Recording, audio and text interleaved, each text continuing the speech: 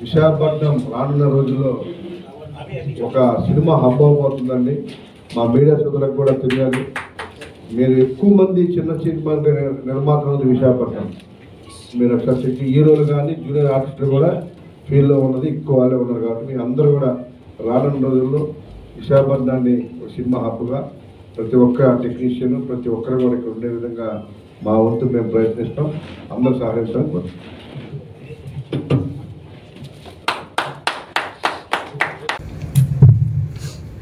అందరికీ నమస్కారం. వేదిక మీద ఉన్న పెద్దలు, ఏది ముందున్న మా మీడియా సోదరులకు ముందుగా నా హృదయపూర్వక ధన్యవాదాలు. ఇప్పుడే మనం టైంలో చూసాం, అద్భుతంగా ఉంది. రియల్గా కూడా సత్యనారాయణ గారు చాలా అప్పీల్ చేసిన విషయం స్పష్టంగా కనపడతా ఉంది. ఈరోజు ఆ సినిమా 20 తారీఖు రిలీజ్ అయిపోతా ఉంది. కాబట్టి నేనైతే ఒకటి చెప్తా, ఇది ఒక సాహసం అని చెప్పాలి. ఈ రోజుల్లో సినిమా తీయడమే కష్టం. అలాంటిది ఆయన ఒక హీరోగా, ఒక ప్రొడ్యూసర్గా, ఒక సింగర్గా ఇన్ని పాత్రలు పోషిస్తూ ఇవాళ సినిమా చేశాడంటే ఆయన డేరికి మెచ్చుకోవాలి. అందరూ కూడా ఆదరించాలని, ప్రజలు ఈ సినిమాని ఆదరించాలని మనస్ఫూర్తిగా కోరుకుంటున్నా. ఈ తరం పిల్లలకు కూడా అల్లూరి సీతారామరాజు గారి గురించి తెలియాలని ఒక కసితో, ఆయనకు ఉన్నటువంటి ప్యాషన్తో ఇవాళ ఈ సినిమా నిర్మించడం జరిగింది. కాబట్టి ట్రైలర్ చూసాం, చాలా బాగుంది. సినిమా కూడా చాలా బాగుందనే ఫీలింగ్ నాకు ఉంది.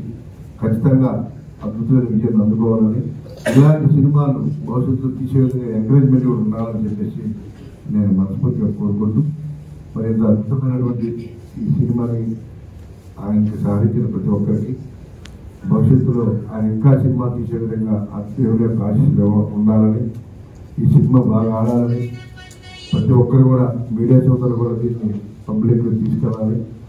అందరూ ప్రతి ఒక్కరు కూడా దీన్ని పబ్లిక్లో తీసుకుని సినిమా బాగా ఆడే విధంగా ఆశీస్సులు ఇవ్వాలని, ఆ దేవుని యొక్క ఆశీస్సులు కూడా ఉండాలని మనస్ఫూర్తిగా కోరుకుంటూ, ఈ అద్భుతమైన సినిమా రావడం రోజు ఇంకా మంచి మంచి సినిమా తీసే విధంగా ఆ దేవుని యొక్క ఆశీస్సులు ఆ సత్యనారాయణ గారికి ఉండాలని మనస్ఫూర్తిగా కోరుకుంటున్నాను. ఇక్కడ చేసిన ముఖ్య అతిథిగా ఈ వంశీకృష్ణ శ్రీనివాస్ యాదవ్ గారు, అలాగే ఇతర పెద్దలు బాలమూరి సాయి గారు, డిస్ట్రిబ్యూటర్ రామనారాయణ గారు, సునీల్ గారు, వేదిక అలంకరించిన ఈ సినిమా హీరో నిర్మాత ఆది సత్యనారాయణ. నిజంగా ఈ రోజుల్లో సినిమా తీయటం సాహసం, ఆ సినిమాను మాత్రం చేయడం ఇంకో పెద్ద సాహసం. కానీ నాడు కృష్ణ గారు తీసిన అల్లూరి సీతారామరాజు ఈ నెక్స్ట్ జనరేషన్లో మిస్ అవుతున్నారు. దాన్ని మళ్ళీ ఒకసారి ఆ చైతన్య స్ఫూర్తిని నేటి యువతరాన్ని నింపాలనే ఉద్దేశంతో చాలా చక్కగా విజువల్ ఎఫెక్ట్స్తో బ్రహ్మాండంగా తీసుకొచ్చారు. ఈరోజు ఆయన ఆర్మీ సచిన సినిమా వ్యాపారం కోసం చేయలేదు. నేటి యువతరానికి ఆయన చేసిన మంచి కార్యక్రమాలు ఆయన ఏదైతే చేశారో మంచి జీవించి ఒక ఇన్స్పిరేషన్ స్ఫూర్తిగా నిలవాలి. నాడు బ్రిటిష్ పరిపాలన పైన ఎలాగైతే తిరిగి అతి చిన్న శిల్పారో ఆ స్ఫూర్తి అందరిలో రావాలి, ఎదిరించాల్సిన తత్వం రావాలని చెప్పి ఉద్దేశం చేశారు. నిజంగా ఈ సినిమా ఆయన మొత్తం అల్లూరి సీతారామరాజు పర్యటించిన ప్రాంతాలను తిరిగి వాస్తవంగా మొత్తం తెలుసుకొని A to Z తెలుసుకునే సినిమాని చాలా చక్కగా తీసుకొచ్చారు. చాలామంది తెలియదు అల్లూరి సీతారామరాజు గారు మద్యం మారించడం కోసం, అలాగే విద్యుత్ నేర్పించారని, ఆయన అలాగే వైద్యం చేశారని ఎవరికి తెలియదు. ఈ సినిమాలో చాలా చక్కగా చూపించారు. డెఫినెట్గా ఈ సినిమా డెఫినెట్గా ప్రజలు చూసిన తర్వాత మౌత్వాక్తం వెళ్తుంది. డెఫినెట్గా ఇవాళ చిన్న సినిమాలు వస్తున్నాయి. సినిమా బాగుందంటే ప్రజలు ఎలా వెళ్తున్నారో అందరూ చూస్తున్నాం. Super hit top. డెఫినెట్గా ఈ సినిమా ఆదరిస్తారు. అలాగే నేటి పిల్లలకు కూడా 10th క్లాస్ పిల్లలు కూడా ఆయన చరిత్ర తెలియాలి.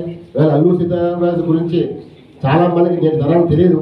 సో అది తెలిసేలాగా నేను కోరేది వంశీ గారిని, పవన్ కళ్యాణ్ ద్వారా ఈ సినిమాని, ఎందుకంటే ఆయన స్ఫూర్తి నేటి యువతరం తెలియాలి సార్. మీరు కూడా ప్రొడ్యూసరు, మీకు అన్నీ తెలుసు. అందువల్ల ఈ సినిమాని డెఫినెట్గా ప్రజలు ఆదరిస్తారని నమ్మకం నాకు ఉంది. డెఫినెట్గా ఈ సినిమా చిన్న సినిమాగా వచ్చినా సరే పెద్ద సినిమా వెళ్తా అని చెప్పి నేను పూర్తిగా ఆశిస్తున్నాను. జై హింద్.